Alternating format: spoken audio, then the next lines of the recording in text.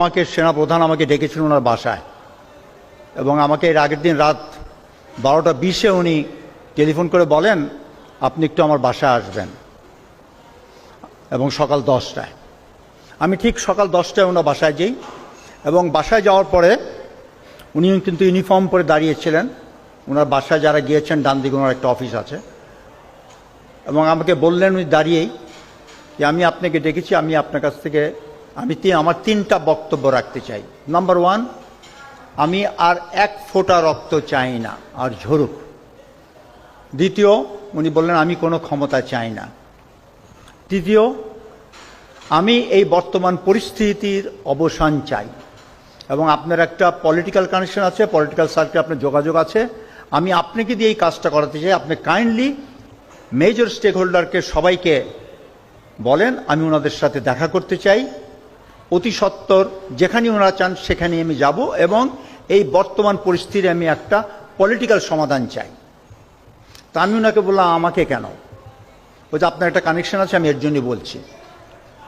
এই বলার পরে ওনাকে আমাকে একটু কফি দিল, কফি খাচ্ছি। উনি আমাকে বললেন ঠিক 10:30 আমাকে ভারতীয় সেনাপ্রধান টেলিফোন করবেন।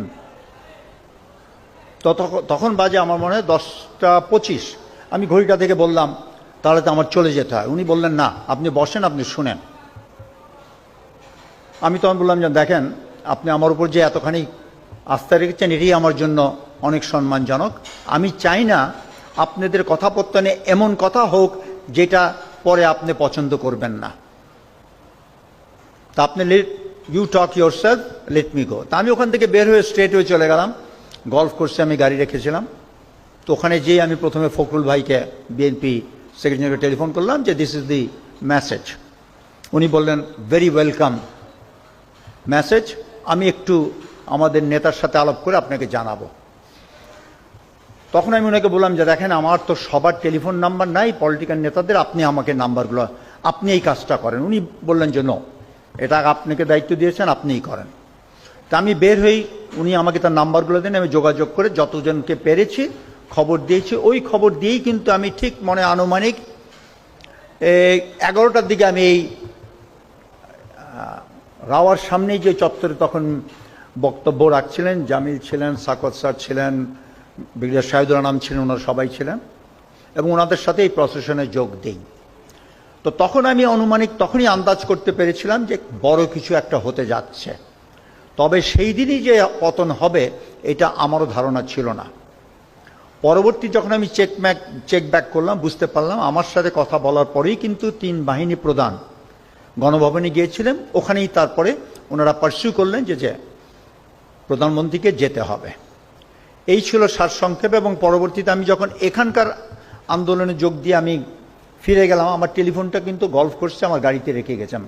যে দেখি অনেকগুলো কল, আমি কল রিসিভ করে যখন করলাম তখন সেনা সদর থেকে জানানো হলো আপনাকে যেই দায়িত্ব দেওয়া হয়েছিল ওনারা কি সব প্রস্তুত।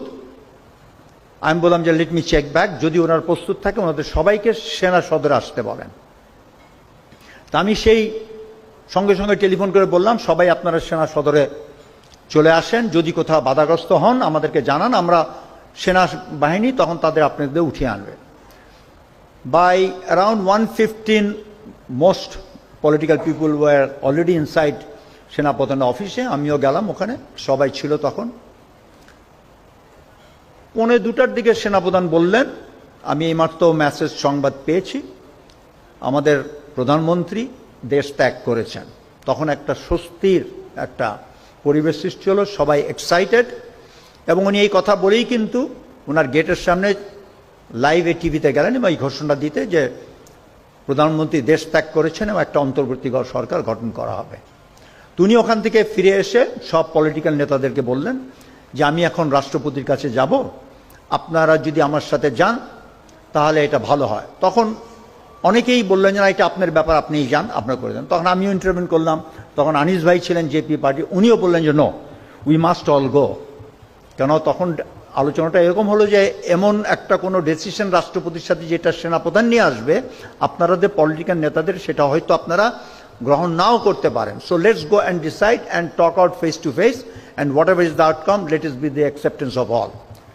ওই ডিসিশনের উপরে নির্ভর করে দুটা কোস্টার দেওয়া হলো, সব political leader in the coasters, 3 services chief, এপিসিএন নিয়ে ঠিক 3টার সময় আমরা সেনাপ্রধানের অফিসের সামনে থেকে রওনা দিলাম বঙ্গভবনে।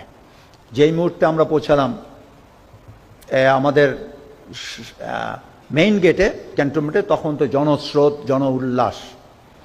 তা আমরা 3টার সময় বের হয়ে 7টার সময় আমরা পৌঁছালাম বঙ্গভবনে, মাগরিব নামাজ পড়লাম, 7:30টায় রাষ্ট্রপতি আসলেন। রাষ্ট্রপতি সংক্ষিপ্ত বিবরণ রেখে উনি মির্জা ফখরুল ইসলাম আলমগীর উনাকে বক্তব্য রাখতে বললেন। উনি ওনার বক্তব্য রেখে ওই মুহূর্তে বললেন যে বেগম খালেদা জিয়াকে এই মুহূর্তে উনাকে কারাবন্দি থেকে ওনাকে স্বস্তি দিতে হবে। তখন রাষ্ট্রপতি একটু অবজ্ঞা করলেন, বলেন যে দেখেন 3 দিন 4 দিন পরে তো আমরা একটা ইন্ট্রিম গভর্নমেন্ট করব, let the interim government decide যে ওনার ব্যবস্থার সম্বন্ধে। তখন কিন্তু সেনাপ্রধান, I am telling you right on the face of everybody, উনি বলেন যে no sir, you have the authority, you are the sole person, you have to release Begum Khaleda Zia instantly. আচ্ছা, এরকমভাবে সবাই বলার পরে আমার পাল্লা যখন এসেছিল আমি কিন্তু 3টা বলেছিলাম। 3টা কথা হচ্ছে, একটা কথা হচ্ছে যে পুলিশকে নিয়ে, কেন ডিজিএফআই চিফ তখন ওই কনফারেন্সে ছিলেন এবং ক্ষণে ক্ষণে উনি he was giving a running commentary as to what is happening in the various police stations in Dhaka. তো তখন ওই বক্তব্যে আমি বললাম যে দেখেন, পুলিশের যে অবস্থা আমরা সবাই জানি কেন পুলিশের এই করুণ অবস্থা।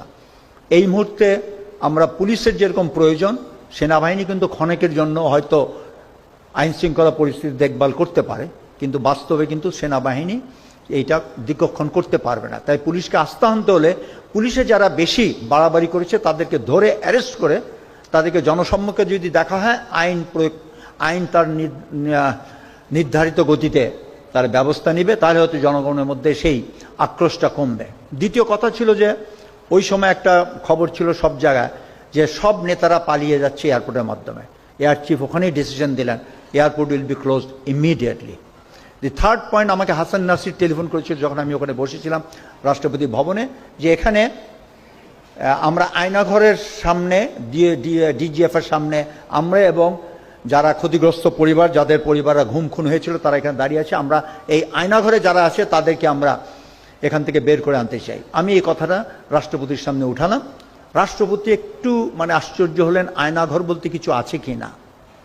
উনি একটু সন্দেহ পোষণ করলেন। আমি বললাম যে দেখ মহামান্য রাষ্ট্রপতি, আয়নাঘর আছে কি না এটা আমিও জানি না, আপনিও জানেন না। Whether it is virtual or real, we have no idea. এখানে তো ডিজিএফআই চিফ আছেন, লেট হিম ক্লিয়ার। ওই মুহূর্তে সেনাপ্রধান কিন্তু স্টেজে বললেন, sir I will take care of it, they will all be released. So that was the scene that day. তখন কোনো কারোর প্রশ্ন বিপ্লবী সরকার কারোর মনে আসে নাই, সবাই কিন্তু প্রশান্তিতে শান্তিতে ছিল যে স্বৈরাচার পালিয়েছে। তো যাই হোক, আমার আজকে বক্তব্যের মধ্যে একটা আমি বলতে চাই, যেটা আমরা যারা রিটায়ার্ড অফিসাররা, Mirpur DSS basically leading role, রাও অনেক রোল প্লে করেছে এখানে, যে আমরা যেই আমাদের যতখানি অংশগ্রহণ ছিল, it had a tremendous significance, যেই সিগনিফিক্যান্স আজও পর্যন্ত the nation has not recognised. And we as a team, আমার মনে is time we must recognise. কেন 3, 4, 5 এই 3 দিনের মেইন ঘটনা এবং আমাদের রিটায়ার্ড অফিসারদের পারফরমেন্সের জন্যই কিন্তু, আমাদের বিদ্রোহের জন্যই কিন্তু সেনাবাহিনীর উপরে এটা একটা বিরাট প্রভাব পড়েছে এবং সেই প্রভাবের পরিপ্রেক্ষিতেই কিন্তু আমি মনে করি হাসিনার তক্তা উল্টাইছে। তা আমাদের এই স্বীকৃতি অবশ্যই দিতে হবে।